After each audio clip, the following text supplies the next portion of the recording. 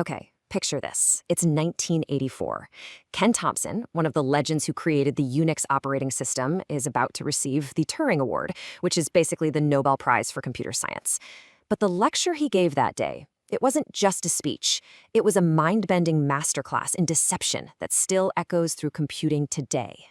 So let me just ask you right off the bat, the device you're watching this on right now, the browser, the operating system, everything, can you really truly trust that the software is only doing what it's supposed to be doing?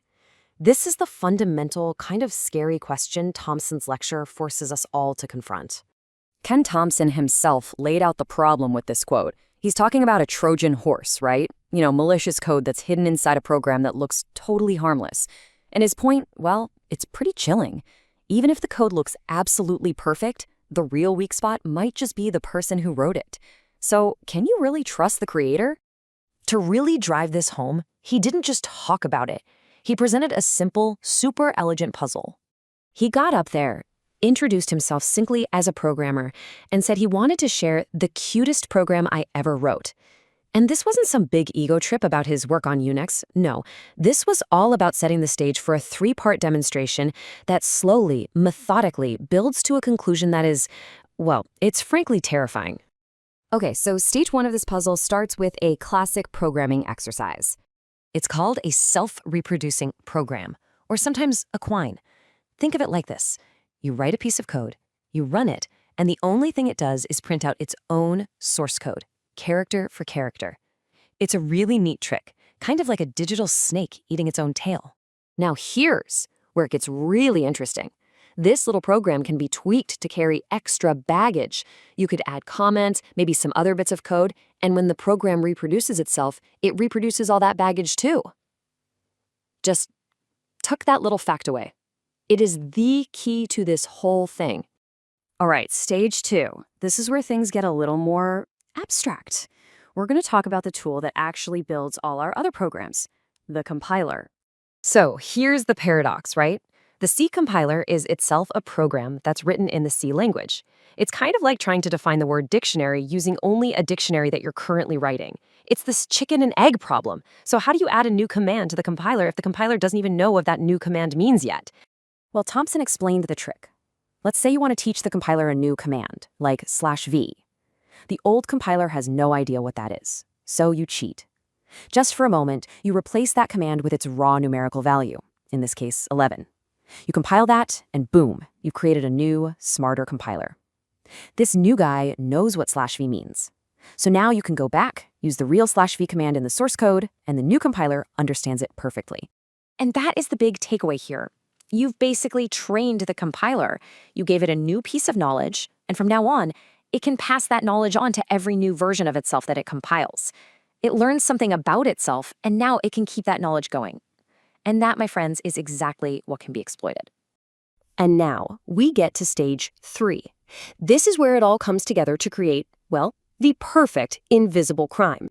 Okay, let's combine these two ideas. So here's how the attack goes. You modify the C compiler's source code. You add a Trojan horse, a secret bug, that looks for the Unix login program. And whenever it sees it, it secretly slips in a backdoor password. I mean, this is a super obvious hack. Anyone looking at the source code would spot it in a second. But then you add a second Trojan horse. And this one is much, much smarter. It's designed to recognize when the compiler is compiling a new version of itself. Okay, here's the magic trick. Remember that self-copying program from stage 1? This is it. When this second bug sees the compiler compiling itself, it injects both the login backdoor and its own self-copying code into the new program. You compile this thing just once, and now you have a permanently compromised compiler. And now for the final, absolutely chilling move. You go back to the compiler's source code and you delete every single trace of your Trojan horses. The code looks completely clean, but it doesn't matter. The binary program of the compiler is already infected, and from now on, every time you use that compromised compiler to recompile the clean source, it secretly puts the betrayal right back in. The hack is now a ghost in the machine. It's completely invisible if you just look at the source code. Yeah, the implications of this are just staggering. So, Thompson's moral of the story is as blunt as it gets, and it's super famous. He says you just can't trust code that you didn't create yourself, from scratch. No amount of checking the source code can protect you because the very tools you're using to build your software could be lying to you. And that little joke at the end, especially code from companies that employ people like me, yeah, it's funny, but it carries a dead serious warning. And Thompson was really quick to point out this isn't just about compilers. This vulnerability exists at every single layer. The Trojan horse could be hiding in the assembler or in the loader or even in the microcode that's physically burned into your computer's hardware.